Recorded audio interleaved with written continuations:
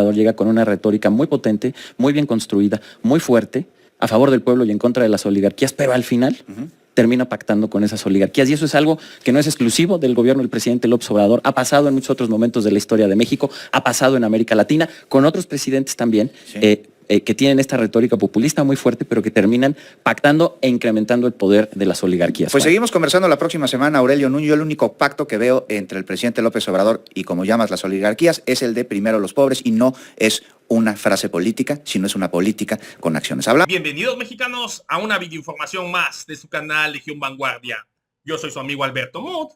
Y así que vamos a ver cómo el invitado sorpresa, uno de los invitados favoritos, de los más conocidos de la fachiza priista, Aurelio Nuño, queda en total ridículo de la mano del periodista Juan Becerra, que de hecho, dicho de paso, da muchísimo gusto tener a ese tipo de periodistas imparciales, pero además totalmente preparados. Aurelio Nuño se salió con una locura que vas a escuchar a continuación y toma zasca en todo el hocico con la respuesta dura y contundente donde le dice que el presidente López Obrador, en lugar de solamente privilegiar a todo el sector mexicano, se enfocó en el pueblo necesitado. Primero los pobres. Vamos a escucharlo, amigos y amigas. Aurelio Nuño ya no sabía ni para dónde hacerse y ahorita lo platica. Un balance de tu parte, pero también una análisis sobre lo que se espera del próximo gobierno. Bueno, mira, primero hemos tenido un gobierno, estos 6 años, el gobierno del presidente López Obrador, que ha marcado, digamos, cambios muy importantes. Déjame decir, yo clasificaría que el presidente López Obrador hizo un gobierno de un populismo hegemónico, pero Habsburgo. Y ahorita te voy a explicar lo extraño que suena esto. Suena extrañísimo, ¿no? Un populismo hegemónico, pero con características habsburgas, de cuando gobernaron los Habsburgo aquí en México. Déjame ir por partes. Por favor, porque yo no le veo sentido a lo que me estás diciendo, estimado Aurelio. Lo sé, pero fíjate cómo creo que todo esto se va armando el rompecabezas. Primero, sobre el populismo. Y déjame decirte, se ha utilizado tradicionalmente el término populista de una manera peyorativa. Yo no lo uso así.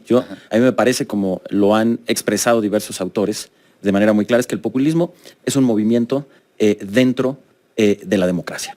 Pero es un movimiento político que tiene ciertas características, que se aleja de lo que se conoce como democracia liberal, pero que no necesariamente, al menos en un inicio, deja de ser democrático. La primera característica es que el populismo divide al mundo en dos oposiciones binarias, el pueblo y la oligarquía. Esto además funciona muy bien. Según el antropólogo Levi Strauss en sus trabajos sobre el estructuralismo, la mente humana se divide o funciona a partir de oposiciones binarias. Entonces, genera una narrativa muy poderosa, el decir, esto está dividido en dos. Una minoría oligarca que está en contra de una mayoría del pueblo. Bueno, pero esto no es una realidad de nuestro país desde hace 500 años, Aurelio. No así, yo creo que es maniqueo, pero sin duda tiene puntos de la realidad y por eso es tan poderosa, no solamente en México, particularmente en América Latina, en donde vivimos en condiciones de una gran desigualdad, no solo económica, sino también en una gran desigualdad de capacidad de ciudadanía y en una gran desigualdad política, pero lo estamos viendo también en Estados Unidos, en Europa, se ha visto en distintos momentos en donde la desigualdad crece. Hay muchos motivos, pero claramente cuando la desigualdad crece, la narrativa populista se vuelve muy poderosa, porque efectivamente se empiezan a ver esas diferencias y se puede agrupar en dos flancos, en dos campos. Y que están perfectamente bien reflejados en la visión de los vencidos. Sí, y no es nuevo. Sí, pero no deja de ser maniqueo. Y rompe además con una visión universalista. Es decir, la sociedad deja de ser una conformación, bajo esta lógica, de individuos libres e iguales con los mismos derechos y que se expresan de una manera plural. Lo que tú tienes son dos campos, una oligarquía poderosa, minoritaria, que está en contra del pueblo, que es la mayoría. Sí. Y eso lo ha construido con mucha fuerza y muy bien el presidente López Obrador, porque además lo ha construido basado en la historia y en la cultura política de nuestro país. Oye, y también me parece que ayudado por estas minorías que fueron, hay que decirlo, impulsoras del neoliberalismo, que prometieron que con este modelo se iba a acelerar el crecimiento, que se iba a disminuir la pobreza, que se iba a disminuir la desigualdad, y el resultado fue opuesto. Estimado Aurelio, no se cumplieron las promesas y la brecha de desigualdad creció enormemente, sumando a la miseria a millones de personas. Bueno, eso es relativamente cierto. O sea, si uno ve los números, en los últimos 20 años ha habido una disminución de la pobreza constante en el país, son datos oficiales. Ha habido también una disminución en términos de ingreso de la desigualdad, pero ha crecido también en muchas formas en la percepción. Y estoy de acuerdo, creo que los populismos tienen mucho éxito en función... Nos cae la pausa, pero regresamos Sí, claro. contigo. Volvemos, no se vayan. Decías que consideras que el gobierno del presidente López Obrador fue un gobierno populista de Habsburgo. Yo no acabo de entender lo que tú me estás diciendo. Yo lo único que veo como de Habsburgo puede ser estas emulaciones que han existido con relación a la comisión de Miramar, que fue a pedir un príncipe extranjero que gobernara México, así como van justo además el día de la batalla de Chapultepec a pedirle a la embajada de los Estados Unidos que intervenga para detener la reforma al Poder Judicial. Entonces sería del otro lado de la moneda, ¿no, Aurelio? No, déjame explicarte el planteamiento, por favor.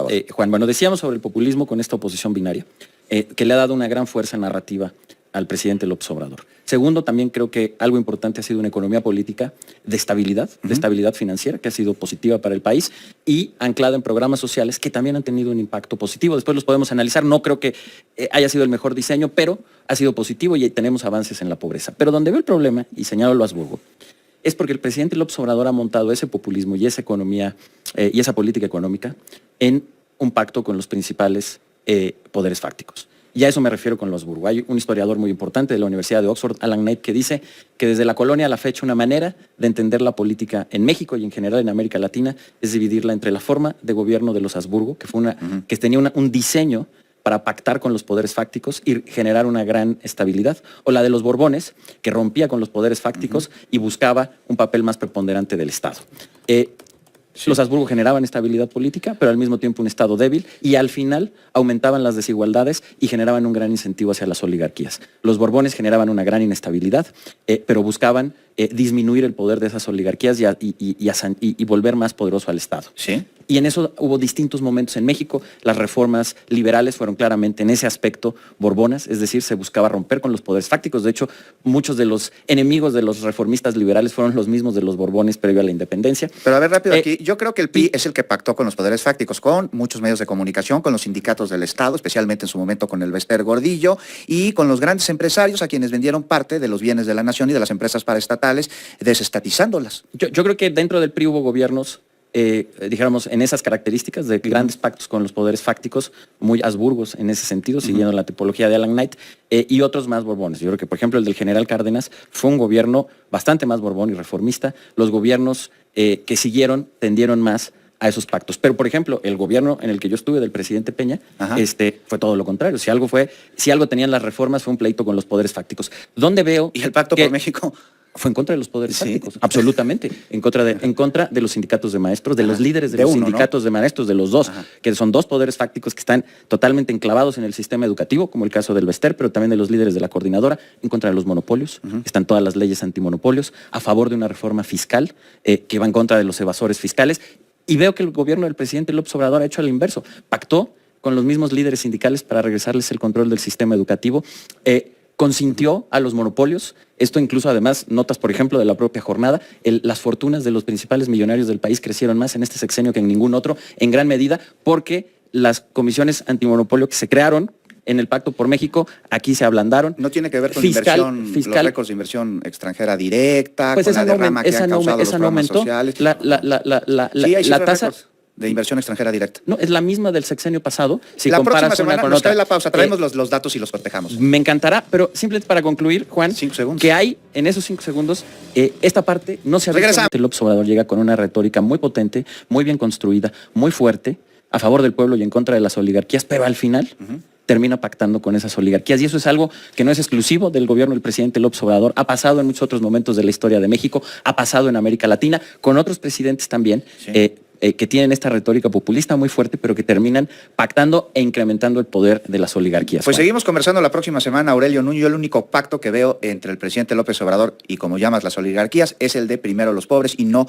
es una frase política, sino es una política con acciones. Hablamos de ello la próxima semana. Es increíble, amigos y amigas, que Aurelio Nuño quiere tratar de desprestigiar el gobierno del presidente López Obrador, y como lo hemos dicho, como no le encontraron ni un solo centavo desviado, y antes de que me haya dicho sus valiosos comentarios que cómo lo digo que no tiene un solo centavo desviado el presidente o su familia, es porque la realidad, un solo centavo desviado que hubiera tenido el presidente o su familia, estarían todos los medios tradicionales, y por eso es que andan muy ardidos, tratando de inventarse historias que Hamburgo, qué su locura de impresentables esos opositores que deben hacer traición a la patria, que piden una intervención de Estados Unidos al gobierno mexicano por ahora sí que una reforma que el pueblo mexicano exigió. porque aunque se rían, de hecho me gustan los famosos números que tiene actualmente la fachiza desesperada, donde dicen solamente 36, solamente casi 36 millones votaron por la Cuarta Transformación. Nosotros somos muchísimos más porque somos 130 millones. Aquí tienes que ejemplificarlo, porque realmente los que votaron por la botarga fueron menos de 15 millones, y los otros que no fueron a votar, pues no los contemples para su molino. Realmente, y se aseguro, sin irnos a más, de esa gente, no sé, 60, 70 millones que no fueron a votar,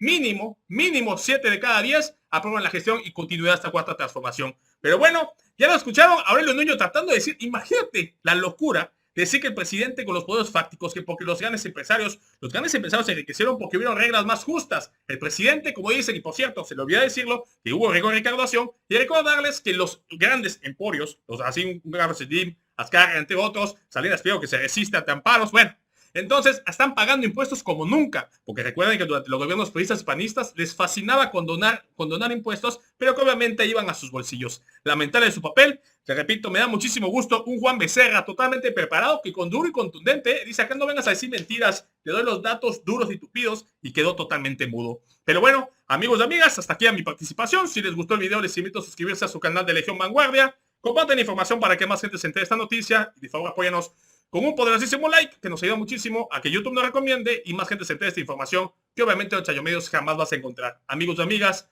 no me queda más que agradecerles por su tiempo, por su valiosísimo espacio, y nos vemos en la próxima.